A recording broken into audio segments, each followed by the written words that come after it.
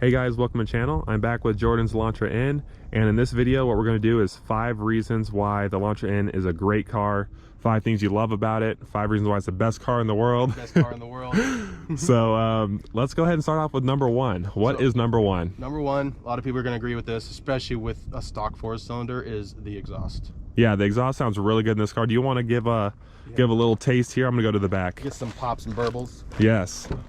So this has a really good stock exhaust. It almost sounds aftermarket from the factory. Let me start it in mode. Okay.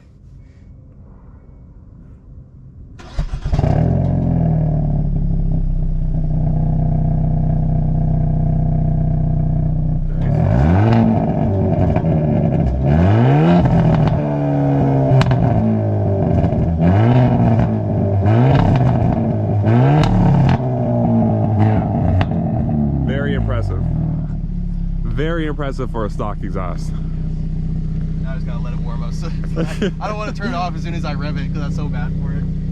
Well, another thing too is that it has the valve, so that's another benefit, is that you can make it quiet too, so it's not like loud and drony all the time. So I mean, so when it's cold, like in the morning, because I start in normal mode, it is still pretty loud, like drony. But then obviously once the RPMs go down, it's basically non-noticeable. But yeah, it's nice with the Eco and normal. You have the closed valve, and then Sport opens the valve but doesn't give you the pops and burbles, but it still gives you that sound and like gives you the DSG farts and stuff like that.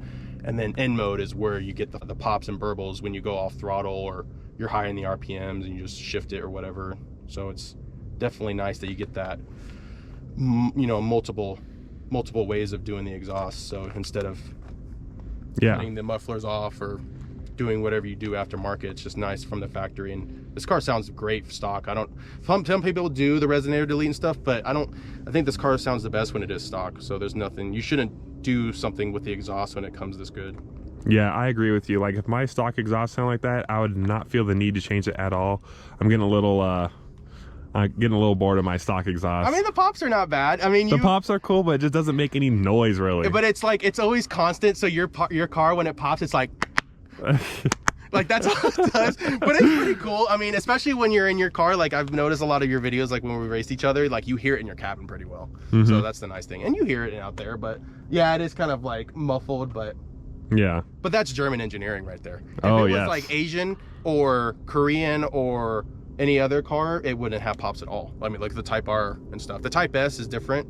But that one has a little bit of pops. It has some pops, but like the Type S and the SI and stuff like that, they don't have anything. It's very vacuumy. Yeah. Especially with like V6 cars like the Stinger and the G70, they don't have a great sound. So. But you get the V6 or inline 6 Germans, and they have all these pops and burbles. So it's like the Germans know what they're doing. So, and it's nice that Bierman worked with this car because he came from BMW. So that's why. Yeah, there we go. So.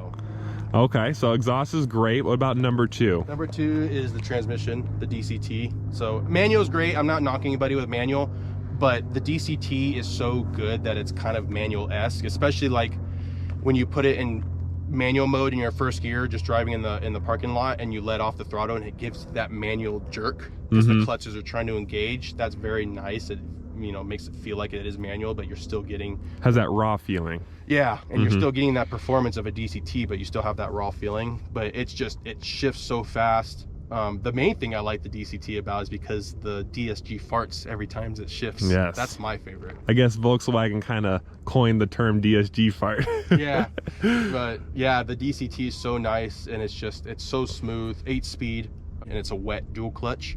So it's constantly being cooled when you're on the track. That's good. Compared to a dry clutch or a dry dual clutch.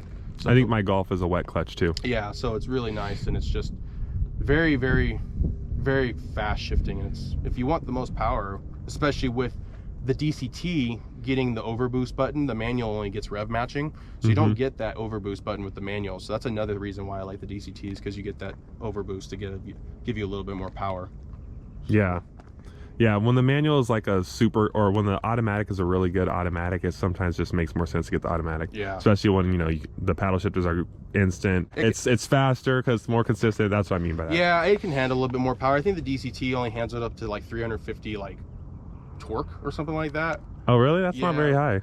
No, it's not that high. Or maybe it might be horsepower, but yeah, it's like, and like obviously the DCT compared to the manual traps like 3 miles an hour faster, 4 miles an hour faster. Yeah, that's a huge difference. Way quicker. And like another thing, the manual, you can't really octane learn the car, which obviously we've talked about with the other video, the dislike video. But yeah, the DCT you can learn way easier and you get full power compared to a manual. You could probably never learn it and you'll never get full power.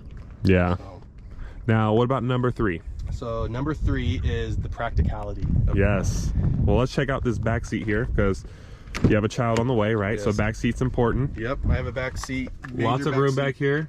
So the good thing about this car, the Elantra, the base Elantra, just the regular base models, the back seat is much smaller because the seats are fatter. But with the N, the seats are so much skinnier, you're getting about like 2 more inches of legroom, which is super nice. I didn't know that until like a week ago. So, but that's a major thing, is because like I'm gonna have a car seat back there and stuff. And let's go ahead and check out this trunk and see how the trunk space is too. yeah, the trunk is really nice too, and it's pretty good for. Look at all this room back here. Hopefully you guys can see that. I know the GoPro's a little dark, but lots of room in here. It's got the cool little brace, which is kind of nice. Yeah, and you can remove that because the seats, it's not a 60-40 split. It's a full, it just fully goes down. Oh, okay. So it's like a full bench seat. If you're wanting to, you know, push things through, you're gonna have to take off that strut brace to get it through. So, but you can take it off, which is nice. But it kind of is a little inconvenient. But it's nice that you can still push things through with that taken off and stuff. So the trunk is massive. Yeah, and this is a pretty good opening too. Like you can definitely put some stuff in here. It's not like Camaros where it's like a freaking tiny opening, but the trunk is decent. It's like a bin or like some type of chest it's a box. tiny opening, but the trunk itself is pretty big. It's like a frunk. Yeah, exactly. So that's cool. What else we got? What about for number 4? So number 4 is what did I put for number 4? We're gonna check the notes. The seats. Oh yes, your N seats. Yes. So let's go ahead and look at the front here and look at these fancy seats. So you can see we got these nice bucket seats. We got the N logo that does light up just like how a BMW would with the M cars. Very BMW-esque, and they're very, very snug. And it's nice that they have the Alcantara with the leather-esque like bracing and stuff. Yep. The only bad thing is if you're a much wider person or bigger person, these can get very, very uncomfortable because these are basically just digging into your ribs. But if you're an average sized person or skinny or whatever, these seats are so comfortable, and at night they look so nice with the N logo and stuff, so they look very, very premium for what this car is. Absolutely, yeah. So the only thing I wish they were automatic seats, but they're all manual. Everything's manual. Oh yeah, I see that. Yeah, we got only manual seats on this one. Yeah, but I mean, weight savings. Yeah. Well, and manual's faster too. Yeah, so it is easy to like really get in and out real fast. Yeah. So, but I love those seats. They're so nice. I try to not crease them because the leather kind of gets creased a little bit, but they're just really nice for how the car is, and you don't see that a lot. I mean, you expect a Hyundai and you're like, dude, those seats are nice. I had that all the time where people are like, dude, your seats light up? And it's like, yeah, it's literally just like the M cars. They light up in the same spot. So yeah, so it's pretty nice. What about for number 5? So number 5. To wrap up the video, what is the final thing that you love about this car? It's definitely the value that you get for this car with performance and everything like that. So with this car, now it's a little bit more expensive, but like the DCT, when I got this, MSRP was $35,000. The manual you can get for like 32 grand. Oh wow, pretty nice. Yeah, but with this car being, you know, out the door, I got it for 39, so still under 40 grand for this car, and you're getting a car that's pretty quick for the cars that are in the same price range, especially like SIs and stuff that are getting marked like really bad. But this car with the same price range as like a lot of the competitors, like the GTI, GLI and stuff, and the SI, WRX, it's pretty much faster than a lot of those cars, especially with those cars only being manual only and stuff like that. Besides the GTI and GLI, that pretty good for the value, being a much faster car for a way less price. So, and then obviously when you get into the high prices for the high performance cars, you're going over 40 grand. So now there will be dealerships that will try to get you to like pay 45 grand out the door for this car. This car is not worth more than 40 grand. It shouldn't be, honestly. You should never try to pay more than 40 grand. It's still an economy car, you know, with the bare bones of the car. but the performance definitely makes it worth it if you're getting it under 40 grand and stuff. So for sure, yeah, 35 grand. You get stock Michelin Pilot Sport 4S tires, which are really expensive high-end tires that are usually on like BMWs, Mercedes, stuff like that. Oh yeah. You get the nice loud exhaust. That's what we talked about first. You get the exhaust valves, the modes, and all that stuff. Yep. You get a lot of cool like in performance modes and like the gauge cluster and all that stuff. Yeah, you get a lot of really good performance stuff. Yeah, and like the infotainment stuff is so quick and so smooth. That new Hyundai infotainment's so nice. The seats, I bet those seats. Yeah, the fancy seats aren't cheap, honestly. The dual clutch trans, which is amazing. Yeah. And you are getting a lot of cost cutting for the car, which makes sense. If you know if it's under 40 grand, you're still getting a lot of like hard plastics and creaks and stuff in the interior. But for a lot of stuff that you get with this car, like especially like driving like assistance and stuff like that with lane keep and all that stuff, and like the frontal impact and whatnot. Do you have adaptive cruise control as well? No, in this car I don't think they'll ever put adaptive cruise control. Because even the new facelift doesn't have it. The new facelift has frontal parking sensors. Oh, that's nice. Mine just has rear. This one doesn't. But they added some parking sensors and stuff like that. But guess what? A GTI comes stock with front parking sensors. I'm gonna keep doing that. I'm gonna be SpongeBob with it.